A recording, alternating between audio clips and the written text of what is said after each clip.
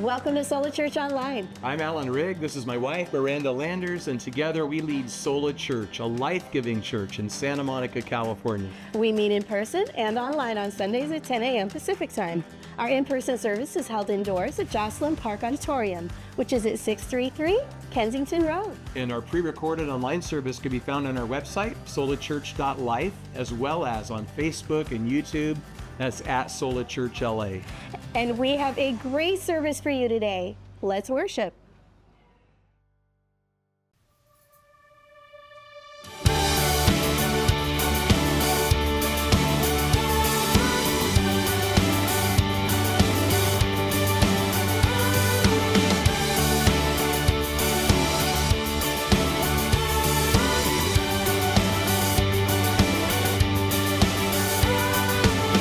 Who breaks the power of sin and darkness? Whose love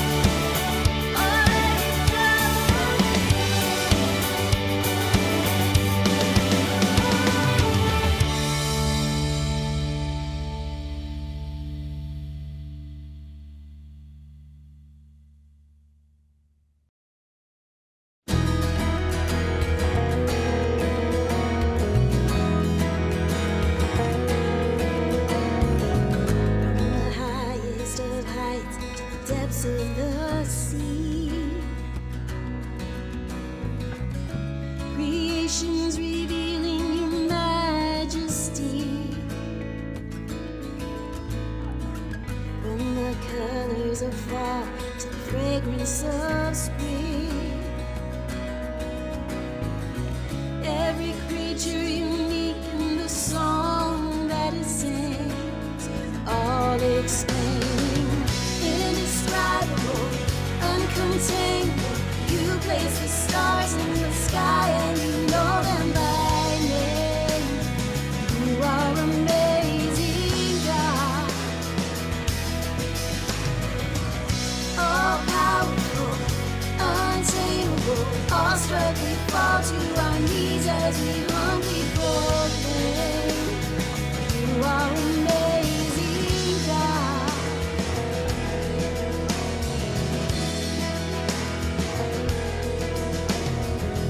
Who has told every lightning bolt where it should go? Or seen heavenly storehouses laden with snow?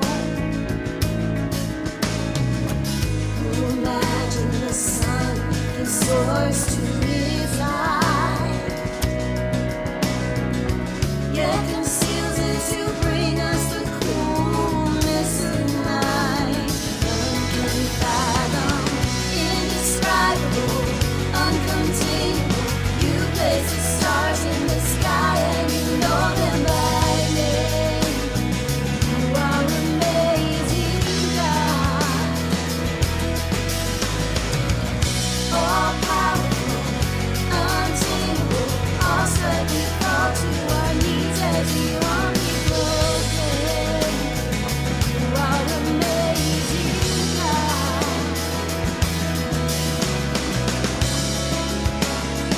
You are amazing, God.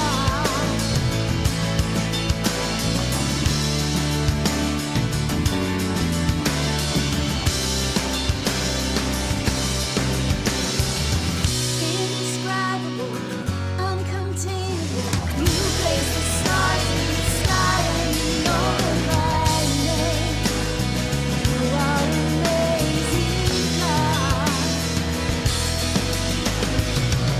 All powerful, untamable, awestruck we fall to our knees as we humbly proclaim. You are amazing, God. Indescribable, uncontainable.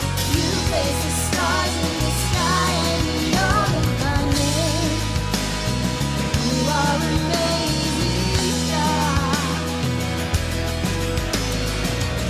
Incomparable, unchangeable. You see the depths of my heart and you love me the same. You are amazing, God.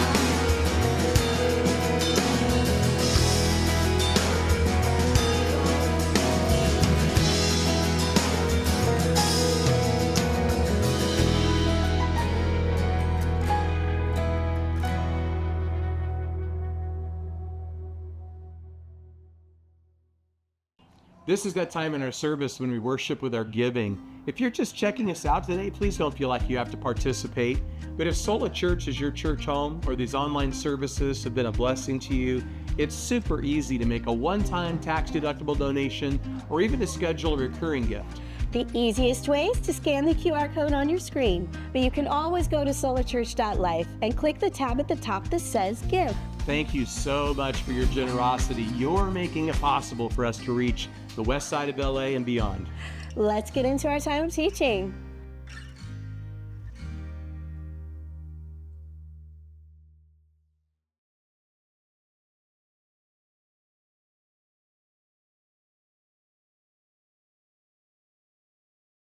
So today is the 250th anniversary of the U.S. Army. Crazy, right? We're taping on a Saturday this week, and that got me to thinking about, conflict like the Revolutionary War, the Civil War, World War I, World War II, even like the Vietnam War and the Korean War, the Cold War, the Gulf War, the so-called War on Terror, or that other one, that one a long time ago in a galaxy far, far away. Oh, wait, that's not a real thing. Do you ever wonder what it would be like to have seen active duty in war, or for that matter, to live in any one of the world's many conflict zones? We honor our vets and we feel for the war torn. There is, however, more than one kind of conflict zone, right? Like I remember one time I was in this fast food restaurant. They had Wi-Fi, I had my laptop. I was actually preparing to speak on this very passage. And I overheard a conversation between a couple of employees. There was a teenage guy, teenage girl. The girl says to the guy, "Take out the trash." He says, "You're rude." She says, "You're mean." Then he did what he was told. I'll let you decide what to make of that, what the takeaway from that is. But conflict, yeah, there it was right in front of me. Let's go ahead and open the Bible to James chapter 4. If you're watching on the church online platform, you can actually pull the text up right there in the platform. But we're continuing our series called Next Level. So we've been talking about how easy it is to settle. But what if God is calling you to grow, to lead, to live boldly? That's why this verse by verse series through the book of James called Next Level. It's all about practical, powerful faith that makes a difference in real life. This is the series that says to us, don't settle, go next level. So this message is the one about conflict. We're going to talk about conflict. We're going to talk about what we'll call complicating factors. And then we're going to bore down and talk about the core issues. So let's start with conflict. I'm going to read beginning in verse 1. James writes, "Where do wars and fights come from among you?" Now let's jump to verses 11 and 12. We'll come back and get the other verses in a little bit. "Do not speak evil of one another, brethren. He who speaks evil of a brother and judges his brother speaks evil of the law and judges the law. But if you judge the law, you are not a doer of the law, but a judge. There is one lawgiver who is able to save and to destroy. Who are you to judge another?" So James starts this section with a rhetorical question. And you notice the phrase wars and fights. Well, you could think about it like this. Wars are between peoples. Fights are between people. To put it another way, countries war. Couples, for example, fight. Not just couples, co-workers, fellow students, neighbors, etc., etc. And as you start to think about, like the tactics that we use when we're fighting with people, it's not all like the tactics that are used in warfare. Like I think of biological or chemical warfare, so-called bugs and gas. And, we fight like that when we talk about people, the way it's describing in the first part of verse 11. In that case, our words are bugs used to infect. But we're also practicing that kind of warfare when we judge people. We see that at the end of verse 11 and in verse 12. In that case, we're using our words as gas to injure people. So yeah, biological or chemical warfare. But then there's also guerrilla warfare, right? Where a country uses irregular forces and operates behind enemy lines. We do that in our relationships when we use what we might call hit and run tactics, when we're moody, when our questions are booby traps, when situations are minefields, when the people around us feel like they're constantly walking on eggshells, when they never know when we might blow up. Yeah, guerrilla warfare. And then there's nuclear warfare. Now, I'm thinking in our relationships, not of a limited nuclear war even, but a full-scale nuclear war with large numbers of weapons, where like anything and everything is fair game, where there are no fallout shelters and it's winner takes all. Nuclear warfare. But there's also psychological warfare. In our relationships, that's where we try to demoralize, where we give people the cold shoulder. Maybe we give them the silent treatment. Maybe even where we try to intimidate them, or worse, straight up threaten them. Psychological warfare. And then, of course, there's also trench warfare, where you're fighting from foxholes and bunkers, well-reinforced positions. In our relationships, we definitely have our defense mechanisms, don't we? We use, tactics like avoidance, denial, passive aggression. Now, forget the labels if they're not helpful. We all do this stuff. And when we operate this way in conflict, we're taking a competitive approach. We're seeing the other person as an enemy to be defeated. We're thinking only win-lose. How does that happen? Why do we go there? So we've talked about conflict, and it can be bad, but now let's talk about complicating factors where things go from bad to worse. Picking it up where we left off in verse 1. Excuse me. He says, do they, that is these wars and fights, do they not come from your desires for pleasure that war in your members? You lust and do not have. You murder and covet and cannot obtain. You fight in war. Let's stop there for now. So again, we're moving from conflict, which is bad, to complicating factors, which takes the conflict from bad to worse. I want you to, picture a couple who's having a fight. It starts out with just conflict. And that conflict has a core issue or core issues. But at some point in time, one hurts the feelings of the other. It could be an eye roll. It could be name calling. One interrupts the other or just talks over them. And pretty soon they go from fighting about the core issue to fighting about fighting. Ever been there in a relationship with someone? And this is usually when we start throwing around words like always and never, like, well, you always, or well, you never. The next thing you know, it's been 30 minutes and you haven't said anything related to the core issue. Or worse, you don't even remember what the core issue was. Oh, man. And now there's this communication problem, a complicating factor. Yeah, so what we need to do when we find ourselves in conflict and going from bad to worse is we need to identify or ID the complicating factors so that we can set them aside and agree on core issues and have conversations around those.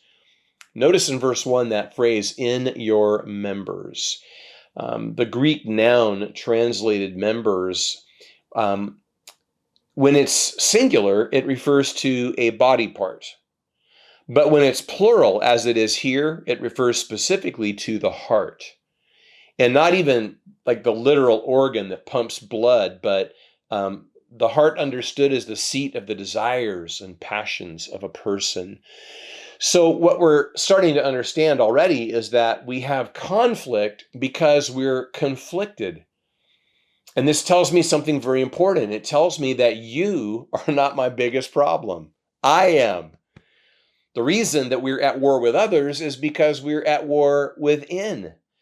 It's because we're at war in the heart that we're at war in the living room and the family room and the dining room and the bedroom. It's because we're at war in the heart that we're at war in the classroom and the locker room and the lunchroom. It's because we're at war in the heart that we're at war in the boardroom and the break room.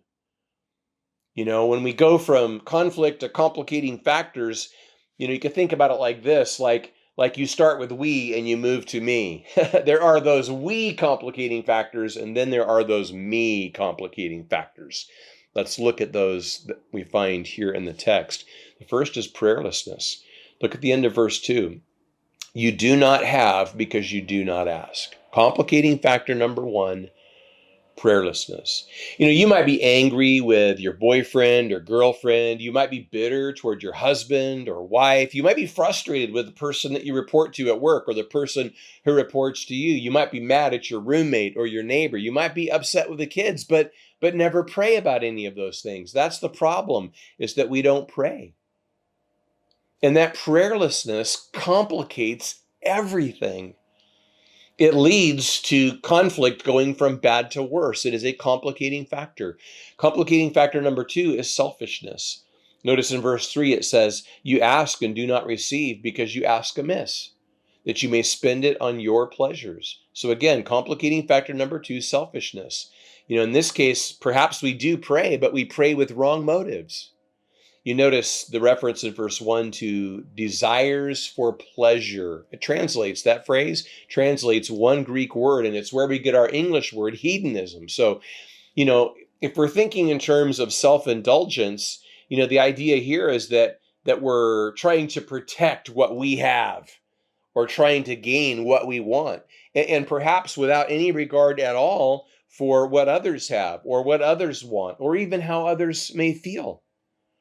The Greek verb translated lust in verse 2 tells us that, this lust can become, as you continue to read, this lust can become homicidal.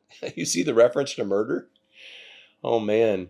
And we could take that figuratively, and certainly that would be a good way to think about this, that in some figurative sense we become homicidal, but sometimes it can even become literal. And then that Greek verb translated covet in verse 2 means to envy or to be moved with envy. One way to understand envy is to contrast it with jealousy. Jealousy revolves around what's mine. Envy revolves around what's yours. And envy can easily go from being benign to being malignant. Benign envy is when, I want what you have. I want the same thing you have. You have that, I want that too. But envy becomes malignant when I don't just want what you have, I want yours. I want you to no longer have it so that I can have it, so that I can have what used to belong to you. Well, gosh, so we're talking about selfishness in prayer. Yeah, it's bad when I talk to you as if it's all about me. It's even worse when I talk to God as if it's all about me. And so then we get this third complicating factor. After prayerlessness and after selfishness, we get worldliness. Look at verse 4. Adulterers and adulteresses, do you not know that friendship with the world is enmity with God? Whoever therefore wants to be a friend of the world makes himself an enemy of God. Or do you think that the scripture says in vain, the Spirit who dwells in us yearns jealously? But he gives more grace. Therefore, he says, God resists the proud, but gives grace to the humble. So complicating factor number 3, worldliness. Now, verse 6 is a specific quotation from the wisdom literature of the Old Testament. We talked before in this series about how immersed James was in the Hebrew scriptures. And lots and lots of references in James, both direct and indirect, to the wisdom literature. So verse 6 is a quotation from Proverbs 3, verse 34. But verse 5 is not a quotation of a specific Old Testament verse, but it is a summary of the Old Testament's teaching on God's jealousy. Now, that sounds weird even as I say it, right? Doesn't that sound like an oxymoron, God's jealousy? But let me explain. Notice in verse 4 the reference to adulterers and adulteresses, which of course makes us think about the marriage relationship and some violation of that. In marriage, there is inappropriate jealousy and appropriate jealousy.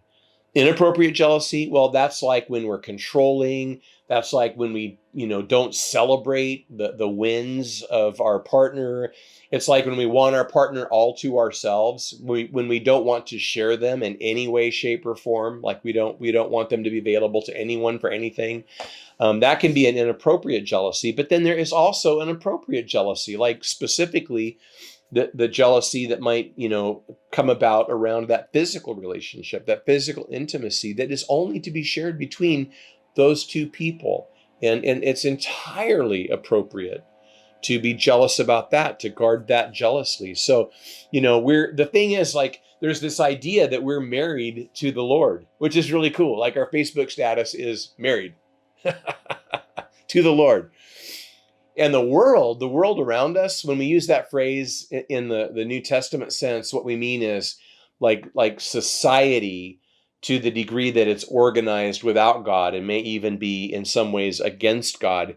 The world is a playa, and playa is going to play. So when we embrace the world, we're cheating on God. And that's bad. Like, we're in the world, but we're not to be of the world. It's good if a boat is in the water. It's not good if the water is in the boat, kind of a thing. So what happens when we're prayerless? Conflict. What happens when we're selfish? Conflict. What happens when we're worldly? Conflict. Prayer is that place where God changes things, where God changes me. Selfishness necessarily isolates me from others. In the world, well, it marches to a different beat. To the degree that I'm in step with the world, I'm out of step with God. And so we have these complicating factors. We have these factors that complicate our conflict. And so, we have conflict, which can be bad. And then you add these complicating factors, our prayerlessness, our selfishness, our worldliness, and it goes from bad to worse. But how can we make things better? Well, that's where we want to talk about core issues. So look at verse 7. It says, therefore submit to God. Resist the devil and he will flee from you. Draw near to God and he will draw near to you. Cleanse your hands, you sinners, and purify your hearts, you double-minded. Lament and mourn and weep. Let your laughter be turned to mourning and your joy to gloom.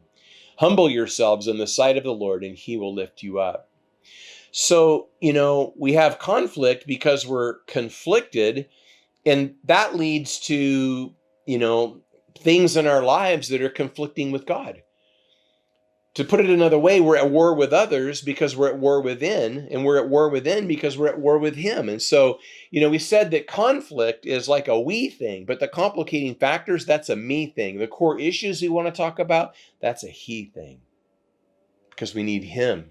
And he's our only hope to make things better. So remember, we had this caution against judging people found in verses 11 and 12, although we talked about it on the front end of the message. That doesn't mean that there isn't a place to exercise sound judgment.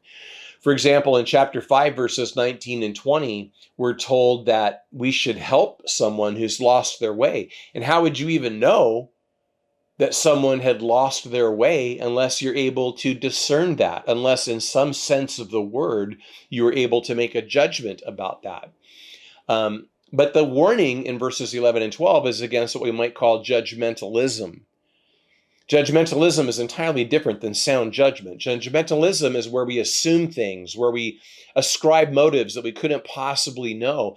And when we do that, James tells us that we're putting ourselves above the law, that we're playing God in people's lives. You could think about it like those times where I try to fix you, but I haven't let God fix me, right? So we need to identify those core issues. And we're going to talk about 3 of those, and they're sort of around the imperatives, ending in God or the Lord in verses 7, 8, and 10. So first let's read verse 7, the first part of it. It says, therefore submit to God. So core issue number 1 is the control issue.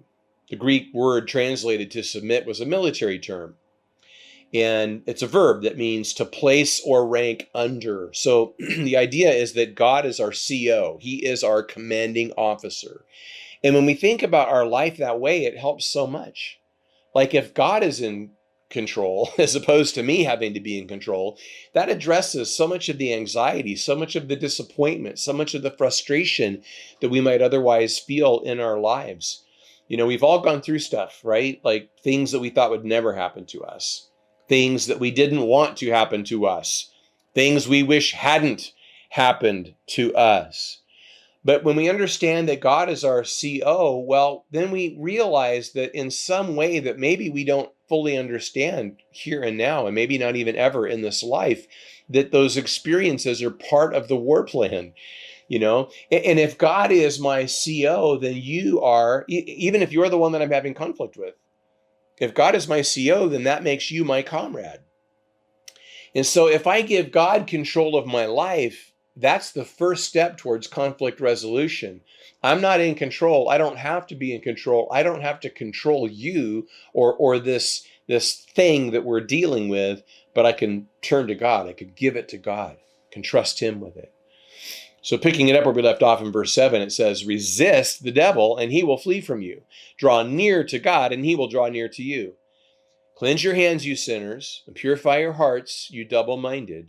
Lament and mourn and weep. Let your laughter be turned to mourning and your joy to gloom. I mean, again, James's familiarity with the Hebrew scriptures. Here he sounds like one of the Old Testament prophets. And these could just as easily be the words of Isaiah or Jeremiah or Ezekiel, But core issue number 2 is the character issue. So negatively, in verse 7, we're to resist the devil. That is, we're not to roll over for him.